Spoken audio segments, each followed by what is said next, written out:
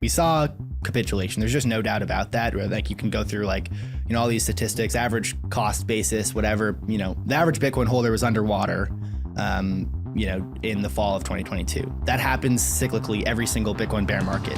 In the same way that, the average cost basis, the Bitcoin exchange rate's usually like 3-4x the average cost basis at the top. These kind of local bubbles crashes, everyone on average is underwater. That happened again, right? So we saw a massive capitulation. Like we can see it in the data. All right, guys, bang, bang. I've got Dylan here with me. You've been on a tear, my friend.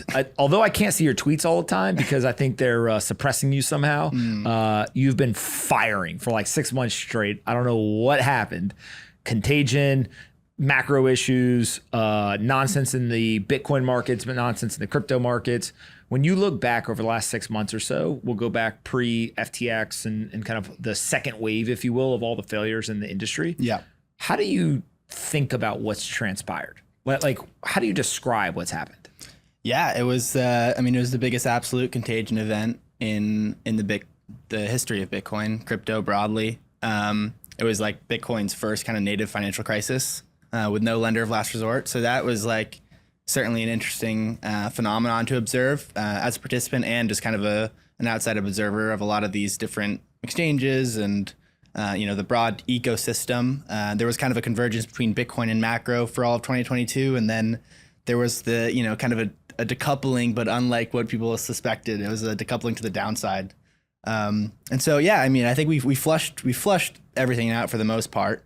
Certainly could the exchange rate of Bitcoin go lower. Like I still think we actually get a recession, and it's probably what surprised me is that, I thought it was going to happen sooner. I thought we had this big global bust in asset prices, fastest tightening cycle in history. The base case was that we were going to get a recession, and it still is. But I maybe naively thought it would happen a little bit sooner. And I think, are we in a recession? I think according to the numbers, official government numbers, I don't think we are. The economy actually is still pretty hot in nominal terms. You have kind of like a two-tiered economy. It's like you have the interest rate financialized economy. So, Wall Street, VC, tech, like we're in kind of like a white collar recession of sorts. And then there's like kind of like the blue collar service sector, which is still like pretty piping hot, right? Miami's bustling. I'll throw data at you. Ready? Yeah. So the inflation rate in Miami is 10%. Yeah. Wow. Right? Crazy. Miami now has the wealthiest neighborhoods, like 2 of the top 5 neighborhoods in the entire country, because home prices have exploded higher. Yep. On top of that, I was reading an article today on Bloomberg where they basically were like, it is Jerome Powell and the Fed versus the service industry. That is going to determine the inflation battle. And at the same time that they're raising interest rates and they're destroying investment demand and kind of this white collar stuff, right? The service industry is increasing pay. Yep. They're increasing prices, and they basically are saying to themselves, if we don't increase our labor costs and also increase our product costs, we're not going to survive. Yeah. And so he's got to do a lot more to go after that industry. But the people caught in the crosshairs are the white collar kind of investment class. And some of these stocks are down 60, 70%, let alone, Bitcoin, crypto, whatever. Yeah. It's nasty out there. Yeah, it's really interesting. Like this business cycle is a lot different than, maybe the historical analogies of the past. Like some people are like, oh, it's like '08. Some people are like, oh, it's like kind of similar to the tech bubble, right? Where you had all these crazy valuations and then they bust. I guess if you just think back to the tech bubble, right? Like everybody thinks about the NASDAQ going down 80%. What people don't really think about is 2.5 years later in 2002, the S&P 500 was 50% from its highs, right? So like these things do take time. I think that two-tiered economy thing is very, very true. I guess like if you going back to say like 2021, if you said, the Fed's going to get rates to 5 and some change percentage and things are going to be able to, sustain for a while, I would have been surprised. That would have caught me off guard. And since then, obviously I've kind of realigned the expectations. But I still think that the end game, as in kind of this broad thesis, this big long-term debt cycle thesis is 100% accurate, still in play. Like there's just mathematically there's not a way we can serve it. Not just the U.S. government, not just the Treasury, but like globally, debt burdens are still so high, and the only really way out is to kind of let this inflation run hot for a sustained period of time. So it's interesting, right? They laid out the playbook. They're like, all right, we need to devalue this debt. We're going to let inflation run hot. If you look at what they said in 2020, they're like, we need inflation hot. Inflation came hot, right? Got hotter and hotter. And I don't think what they missed, or not maybe what they missed, but what they didn't perceive was the social and political pressure that would come as a result of that. Not just the US, but globally, right? Just like first inflation crisis in 40, 50 years, right? So there was a lot of political pushback. And so, they were still doing QE and zero interest rate policy a year ago, right? Like, people, I mean, it doesn't feel like that, but I mean, they were literally pumping $100 billion a month into the financial sector 12 months ago. So we're still pretty early in this cycle, and it's going to be interesting to see how it plays out. But I still think we're due for some form of broad economic downturn. How do you think Bitcoin would perform as we get deeper into kind of a recessionary period, right? There's a lot of people who said, hey, Bitcoin's never lived through a recession before. If you look over the last 18 months or so, obviously we've raised interest rates and had that tightening cycle. Bitcoin went down along with all other financial assets, but many people would argue like actually it's holding in there okay now, right? For the last, call it 6 months or whatever it's been, it's pretty much flat. Yep. And is your expectation that we've kind of bottomed in this whole down cycle? Could a recession push us lower? Like, how do you think Bitcoin performs? Yeah, I mean, I like to view everything like probabilistically. A lot of the data we look at, like the on-chain Bitcoin native kind of stuff, like we saw capitulation. There's just no doubt about that. Where like you can go through like, all these statistics, average cost basis, whatever, the average Bitcoin holder was underwater, in the fall of 2022. That happens cyclically every single Bitcoin bear market. In the same way that, the average cost basis, the Bitcoin exchange rate's usually like 3-4x the average cost basis at the top of these kind of local bubbles. It crashes, everyone on average is underwater. That happened again, right? So we saw a massive capitulation. Like we can see it in the data. There was some form of seller exhaustion, right? Like, I mean, every lender, exchange, hedge fund, market maker in the space, the titans of the industry in 2020 and 2021 basically all blew up, right? GBTC holding 600,000 Bitcoin trading at a 50% discount to net asset value. Like that, is that bad? Yeah. If that's not capitulation, then I don't really know what is. But I think people kind of mistake that, okay, we saw capitulation, we saw, as worse as it, probably gets versus, okay, now we're in for just like a sustained period of some chop consolidation. Like I think people are like, okay, the worst is over, time for up only. And I think Bitcoin as a macro asset, it has matured over the last 3-4 years, despite, the volatility to the upside and the downside. I think it is more of a macro asset than it was in 2018, 2019. What are equities doing today? Well, that's probably what Bitcoin's doing with maybe a little bit more volatility. And so I think we got some time. Like I would be very surprised to see Bitcoin. I would be, happily surprised if Bitcoin made new all-time highs in 23. But I have plenty of time. We have time, right? Like the broad thesis of Bitcoin as an engineering solution, a superior engineering implementation for money is completely unchanged, right? I think it's just the timeline and the narratives got people a little bit caught off sides, right? Like Bitcoin is an inflation hedge, and it's like, well, CPI inflation comes in, we see the first kind of bond stock market correlation to the downside in 50 years. And not just like Bitcoin crypto investors, but like legacy investors, right? Who are like, okay, stocks are falling, we're going to long bonds. And they got absolutely pillaged, right? So like Bitcoin on a risk adjusted basis actually didn't even do that bad in 22, right? Like bonds traded worse. A lot of equities traded worse. And risk adjusted in 23, Bitcoin's like one of the best performers. So, I think the game is unchanged. It's just, it's a game of accumulation and patience. Yeah. When you think about the decoupling that's occurred at the start of 2023, explain what's happening there and like how you think about that. Well, I mean, I don't really think there has, maybe like locally, like a day or two, right?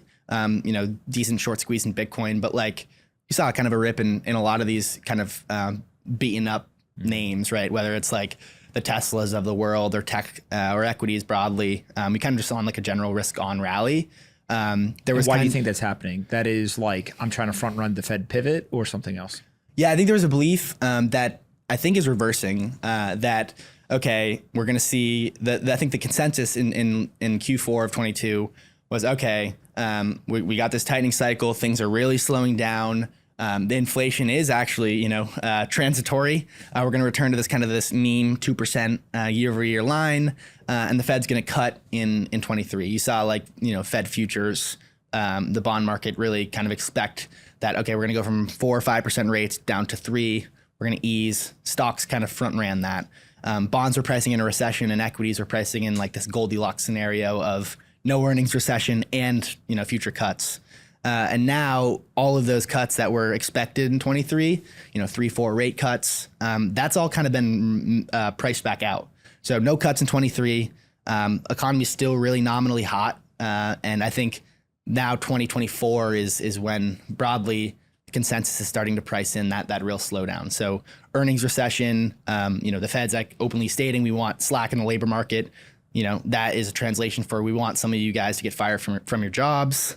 Like, this is what they want to do. They want to destroy demand. And so, you know, what's interesting is the dichotomy we kind of talked about like 5 minutes ago between the white collar kind of, you know, Wall Street, VC, tech, you know, interest rate sensitive parts of the economy versus like the service industry, anybody that's receiving social benefits from the government, right? Like, anyone that's getting Social Security just got an 8-9% pay raise, right? So in real terms, like, they didn't really get a pay raise, but in nominal terms, they feel pretty good. They feel, you know, they got money to spend.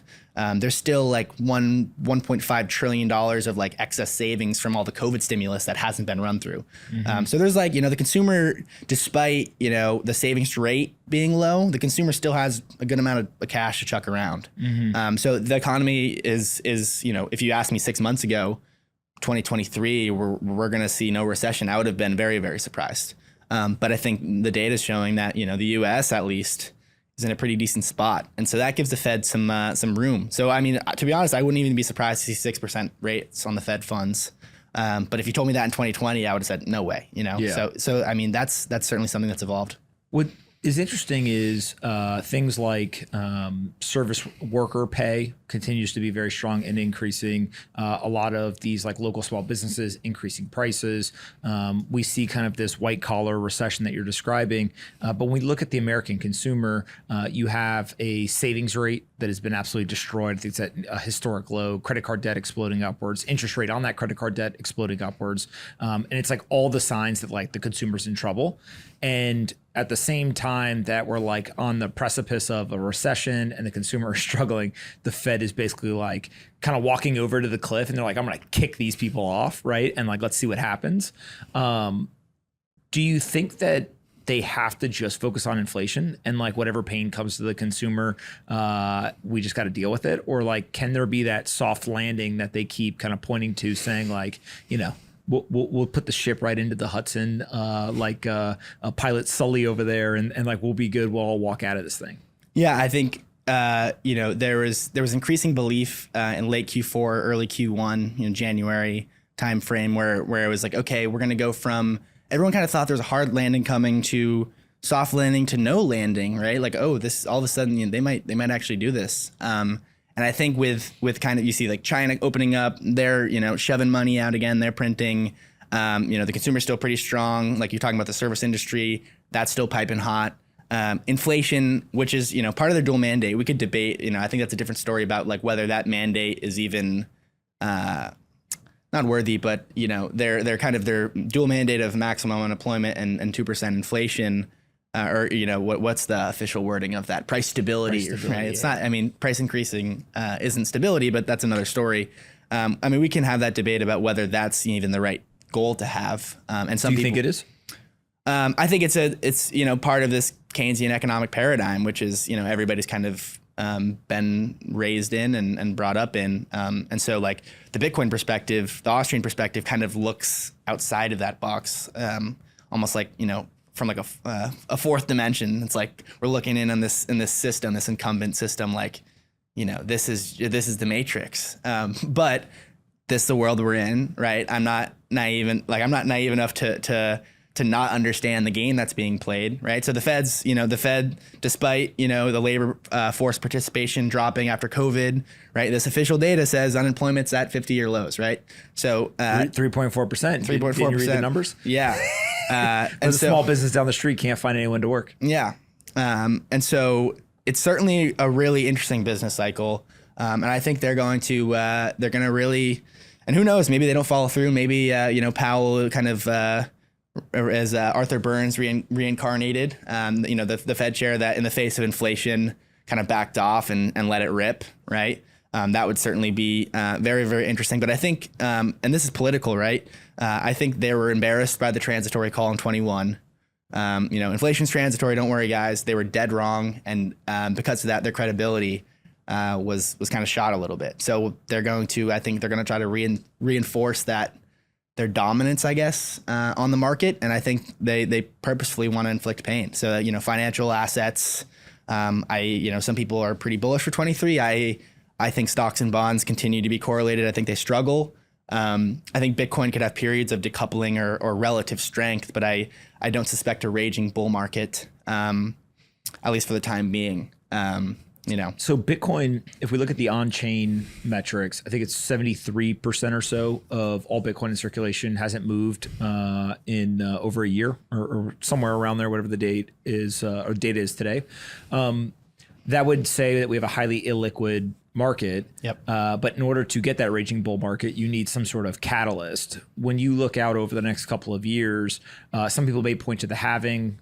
Others may point to other things. What do you think could be a catalyst to kind of set off the next, true bull market and kind of not just sideways or the stoppage of going down, but actually to go back up? Hey guys, what's going on? I hope that you're enjoying this conversation. I wanted to interrupt for a second to tell you about an event that we're hosting on March 4th at the Miami Beach Convention Center. It's called LYCEUM Miami, and I've gone and asked some of the most popular guests from this show over the years to come in person at the event. It's going to be awesome. We have everyone from Cathie Wood to Vivek Ramaswamy, Chris Williamson, Codie Sanchez, and many, many others. I also even have a couple of surprises for each one of you if you show up. The best part about this event is it is completely free to attend. That's right, all general admission tickets are free. You simply need to go to LYCEUMmiami.com. LYCEUMmiami.com will get you free tickets on March 4th at the Miami Beach Convention Center. And if you're a big baller and don't just want to get a free ticket, you can also get a VIP or an insider pass. If you use the code POMP40, you'll get 40% off. They get you all kinds of cool things like the night before a cocktail with the actual speakers and a couple other perks. Go check it all out at LYCEUMmiami.com and use code POMP40 if you want to be a baller. I can't wait to see all of you there. Go ahead and click on the link in the description and let's get back into this conversation. Yeah, it's pretty interesting because we were talking throughout 2021, 2022. One of the things that surprised me during the second leg of the kind of the double bubble in 2021, Bitcoin hit an all-time high of 64,000, crashed to 30,000 after the China thing. And Elon kind of double bubble. Yeah. And then in hindsight, obviously FTX had something to do with it. There was some other shenanigans. The altcoin ecosystem kind of helped reinflate that. But it was really interesting because I'm looking at all this data, right? And Bitcoin, there was days where Bitcoin's up 10%, stocks down, bonds down, VIX volatility up in legacy markets. And it's like, what is going on? And at the same time, we're looking at this data and it's like, holy crap, 60, 70, 80% of the supply isn't moving, right? Like whoever's in this market bidding this is having to fight for like a super small part of this pie. And so that the decoupling or at least the theory of a decoupling looked very, very real. And I think in hindsight, what I got wrong, at least a little bit locally, as we drew down, was that supply can remain super, super constrained. That supply inelasticity cuts not only up, but it cuts down. It cuts both ways, right? So 80% of the supply doesn't care. They're price agnostic buyers. They're holders. They don't give a crap about the exchange rate. But that 20% or like even the 2 million coins on exchanges that trades every day, right? Whether it's market makers or hedge funds or speculators, wash trading. Yeah, because of that inelasticity. Not only does it, in a raging bull market, is it a clear beneficiary, but in a bear market, right, that supply and elasticity also leads to downside volatility, right? Mm-hmm. So I think that supply being super, super tightly held and very, very liquid is fantastic for a bull market when there's marginal inflows. Mm-hmm. But if there's, any marginal outflows or, people are just trading this like it's a derivative of the S&P 500, right, that supply and elasticity on a day-to-day basis doesn't matter, right? And on the margin, if you have people that are continuing to acquire it and buy it and hold it and not sell it, that's going to make a difference. But I think, the next, it's really, you need that kick, you need that spark. What do you right? think it could be? I think, the obvious one is like, monetary easing, like, we have a recession and there's some form of fiscal and monetary response. But I think, eventually it could just be like, at least the last couple months, it's been somewhat of like a seller exhaustion short squeeze, right? It's just like supply is set at the margin for any asset. This is an absolutely scarce one. It's tightly held. There's just not enough coins to go around. To kick it back to $1 trillion asset class is going to take, a little bit more inflows than we have currently. But I think, we see the SEC coming down a little bit. I think as much as I kind of have the ANCAP side of me, that the libertarian free market maximalist side of me. I understand the world we live in. I understand that, the regulatory environment is going to keep some institutions, that are bootstrapped by this stuff on the sidelines, at least locally. And I think this stuff gets cleared up a little bit. Who knows what they do with the stable coins, all of this. But I think, we got a little bit till some of that's figured out, and some of the big boys, the public companies, the big institutions, like Bitcoin's very, very illiquid, like we said, and that's a good thing. But like, if you were an institution, say an insurance company, right, and you want 50 basis points, you want 1% of your portfolio in Bitcoin, because you're looking at it and you're saying, hey, in a bear market, it does well risk adjusted. In a bull market, it does well risk adjusted. Let's get a sliver of this thing. And you have a $500 billion portfolio as an insurance fund, and it's long duration, right? You have payouts for the next 40 years. Try deploying $1 billion into the Bitcoin market. Like, you're going to send the price up, right? And likewise, if you had $1 billion to sell, the illiquidity is going to cut the other way. And so, like, you can see, like, it's kind of fun. You can see whenever Saylor over the past years, like, on the tape, it's like, oh, there's a Coinbase buyer, and it's just like you see in the data, like there's someone just chipping away, buying every second. Like, so I think, it's still very, very, despite being 13, 14 years old, the good news, or maybe bad, depending on how you perceive it, but the good news is it's still very immature, still very early, and it's still very nascent. That it is a globally liquid asset, but it's not nearly as liquid as a lot of the legacy assets. So, the good news is it's early. The bad news is, like, the big boys can't really come in because of regulatory, because of public perception. People say, oh, Bitcoin, but like they perceive it as like crypto, FTX, fraud. I can't touch that thing. So I think obviously education is important. These are long-term things, and if that's the battle we're facing. When you think of regulation, is there potential oversight of stablecoins the most surprising piece of what's transpired over the last couple of months? Like, obviously there's things around Three Arrows Capital, around Terra Luna, around FTX, right? Like things that obviously had issues in the last year or two. But then something like stablecoins, I think a lot of people look and they're like, sure, I thought maybe that they would go after some of the coins or all of the coins or whatever, but stable coins never really seemed to be the thing that people pointed to and was like, I think regulators are going to have a problem with that, or they're going to think this is, outside of kind of the fence that they want this stuff in. Is that the same way you read it? Yeah, it's interesting because, I think that the dynamic has changed a little bit now with this interest rate environment, right? Stable coins in a zero interest rate policy world isn't the most lucrative business, right? You're just, kind of tokenizing some dollars, some short duration treasuries.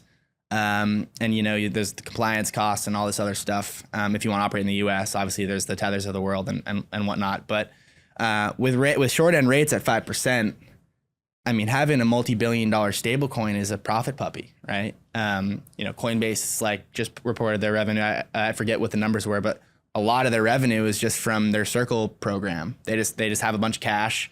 Their users have cash on the platform. They don't pay them interest, and they just get that short-term interest rate. Tether now is reporting like a bunch of profits because they have a ton of their cash in liquid treasuries. So from the regulation perspective, it's clear that stable coins is a very lucrative business. And I think, the next this decade, you're going to see a lot of the legacy incumbent players want a piece of the pie, right? Like you see Circle teaming up with BlackRock, not only like are stable coins a path to monetize treasuries for the US government, right? It's a structural buyer of US debt. And that's a good thing. They want that. They want more buyers. Like if you just look at the past 30, 40 years, it's always the government's always trying to figure out, okay, who's going to be the buyer of our debt? The Saudis, Russia, China, right? And, and the Fed, obviously. And a lot of those sovereigns have kind of stepped back a little bit. stablecoins, like it's $100 billion market today. It could very easily be $1 trillion market tomorrow, or not tomorrow, but the next few years. And so that's a big market opportunity, not only for like the U.S. government and to find structural buyers of the debt, but also for the legacy players who just get the tokenized dollars or stablecoin on a blockchain and then get that interest expense. So I think there's kind of that regulatory pressure is partially because there is a lot of interest to capture this business, and it's a political game, right? It's a regulatory game, it's a political game, and the crypto incumbents, despite, being relatively in a much better place than they were, say, in 2016, 2017, 2018, are, still just kind of drops in the bucket compared to the legacy titans. What is your take on Nostr, I guess how you pronounce it, and Ordinals? Nostr is really cool. I'm on Nostr. I don't post much, but it's exciting and it's growing unbelievably fast. For those that don't know, it is a decentralized social site that basically allows you to use public address and send messages via kind of peer-to-peer relays, very similar to Bitcoin. Yeah, so it's public-private keys. I think that the basics of the protocol have existed for like 2 decades, but it was just kind of this novel implementation of this technology. So kind of similar to Bitcoin, like the technology existed for a while. It was just someone kind of like finally just like putting the pieces together and introducing it in a different way. It's very exciting. It's like, you can send lightning. You can like zap people's sats. Yeah, it would just like basically like you see Twitter is like implementing Twitter coins. I don't know if you saw that. No. But they probably are spending all this money to implement this like their own coin and all this program. And meanwhile, we have this very, very basic, like if you look at the Nostr or the Damus app on the App Store, that's just like an implementation of the Nostr protocol. They built it on top. It's like a UX. It's like 5 megabytes. It's tiny, right? And use like relays to do it. So it's not the most user-friendly thing. Like my mom's not going to sign up for Nostr and as easy as Twitter. Because if I ask you right now, like, hey, what's your profile? Yeah. You basically are going to tell me a pub key. Yeah. Right. Which you probably, I'm assuming, don't have it memorized. No. And so therefore, it's not the same thing as like, hey, follow me on Twitter at whatever, yeah. Right. And so some of that has to be fixed. It doesn't necessarily mean it's not going to work. It's just like it has to get to the point where it's so user friendly that you can get even more mainstream adoption than people who are willing to kind of overlook the UI UX stuff. Yeah. And like for like 2 or 3 months, I saw Jack Dorsey posting about it, and he was, back when there was probably a couple hundred users, he was on that. I logged on, created a thing, and he's on there, 5 hours a day, and he's, chucking Bitcoin at developers and setting this stuff up in Africa. And I'm like, Jack's a pretty smart guy. He's created 2 massive companies, founded 2, Twitter and Square, very, very, very early to Bitcoin. And then that implementation with Square, like this guy knows what he's doing. Why is he so obsessed with this thing? And I think it's because Jack was in the middle of the storm with Twitter, with the political pressure, and understands the reality of running a public forum social media company. Mm-hmm. We don't even have to go into all the stuff that happened in 2020, 2021, the censorship. I mean, hell, I lost my back when verification was like a kind of a credentialism thing. I was like official journalist for a media company. Bitcoin Magazine's a verified media company. I was, a journalist.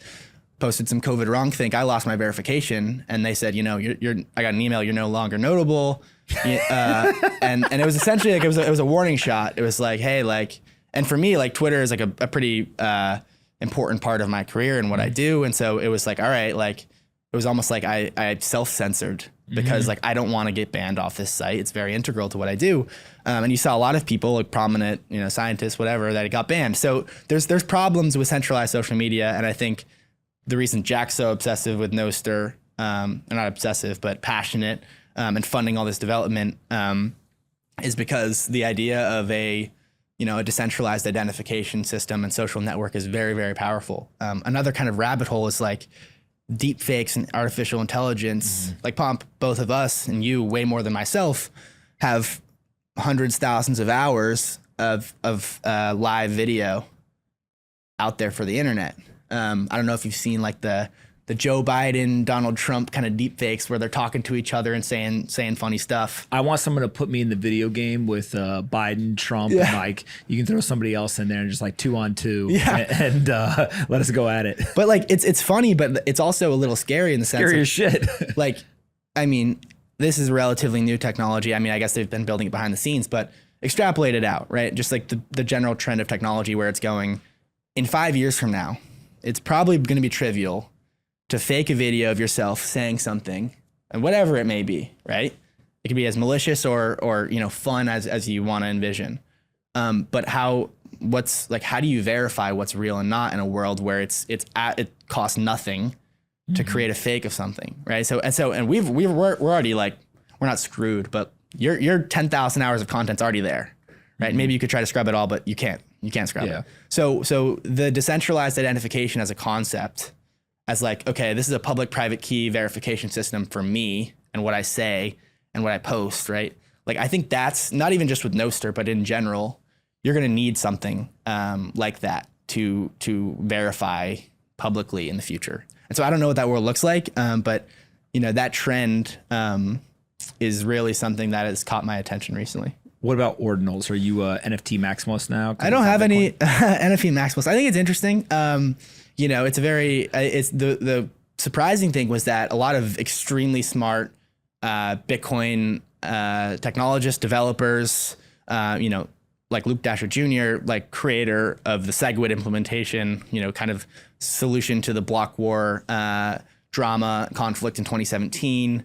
And a lot of the guys that coded up Taproot didn't see this coming. And then, some of them were even saying like, you're cheating the code, right? But I don't think that at all. I think it's a novel use of block space.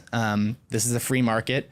And if someone wants to pay up to put a JPEG or whatever on a blockchain, then it's a public marketplace, right? And so a lot of people are saying this solves the fee problem. I never thought there was a fee problem to begin with. And fees have been near all-time lows, right, for quite a while. Yeah, well, I just think that the difficulty adjustment and the trend of Bitcoin usage and adoption, there's going to, just the nature of the difficulty adjustment and mining incentives, there's going to be an equilibrium for fees in the future. If there's no fees to pay up, people will use Bitcoin to transact. I think that it's valuable enough. It's already won the censorship game, and there's nothing else immutable.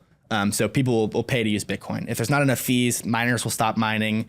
There's a queue of transactions will clog in the mempool. An equilibrium will be found. Now there's an additional driver for block space demand. That changes the equilibrium, but it doesn't really change the fundamental kind of truth of Bitcoin as this, open public thing that anybody can utilize. So I think it's cool. Maybe I'll mint an inscription or ordinal. But a lot of people are having fun with it. So what's interesting to me is both of those seem to have brought a lot of attention to Bitcoin. I think that there's this one impact of like a whole new class of Bitcoiners showed up between like 2020 and 2022. Right, I think some of the data was like half of all Bitcoiners showed up in 2021. Right. And so they only knew really the economic conversation around Bitcoin. And now there's multiple examples with both of those and other things that are happening where people get like re-inspired and they're like, oh, this could be, kind of this really powerful technology. This could be used for a lot of different things. And it's hard to measure what's going on there. But I think Nostr has 700,000 people who've downloaded it now or something, 700,000 users. Wow. Like it's a big number, right? Whatever the 500K, a million, whatever it is, it's a big number. And then the ordinals I saw, there's tens of thousands, I think, that have been created at this point. And so like, you look at that and you're like, I don't know very many companies that have brought that many people to use their products on Bitcoin like that in a long time. And so it's pretty impressive to see, what they've been able to do. Yeah. I think it's cool that, there's a certain cohort of people in crypto broadly that not like to hop from thing to thing, but like, the crypto native class, it's like, okay, we're going to mint NFTs on ETH and then hop to Solana and then do this on DeFi and whatever. And those people in general for the longest time have been like, listen, Bitcoin's cool. It's the biggest thing. It's the most liquid thing. It, kind of takes the direction of the market either way. It's king, but it's boring as hell. Right. And like, I'll say this as a Bitcoiner, like Bitcoin, not its exchange rate, but like if you're trying to report on what Bitcoin does every day, it's like, okay, well, 900 Bitcoin were mined. We found a bunch of blocks, right? Like, you could write the article the day before. Like, yeah, you can just copy paste it every day. It's like, well, Bitcoin's operating, right? Like, and there's an occasional soft fork that's exciting, but like fundamentally, this system is just does what it does and it just continues. You end to up chug almost along. recovering Twitter conversation more than you do the actual blockchain, right? Yeah. And so it is interesting that there's kind of a technological debate to it and a new class of investors excited to utilize this thing. I think that's really exciting. So it's still very nascent. I'm not really like, I mean, certainly like, could these things appreciate a whole bunch? Yeah. But the speculative art stuff, that doesn't interest me. Like I think that does a disservice, cause it's a new novel thing, but like, I'm not so much of like a collector myself. Maybe that'll change. We'll see. All right, I want to do rapid fire questions to end it here. Bitcoin hash rate hits new all-time high in 2023 if there's a recession, or hash rate goes down? Yeah, hash rate just keeps chugging. I mean, it's at all-time highs right now, like 300 exahash a second.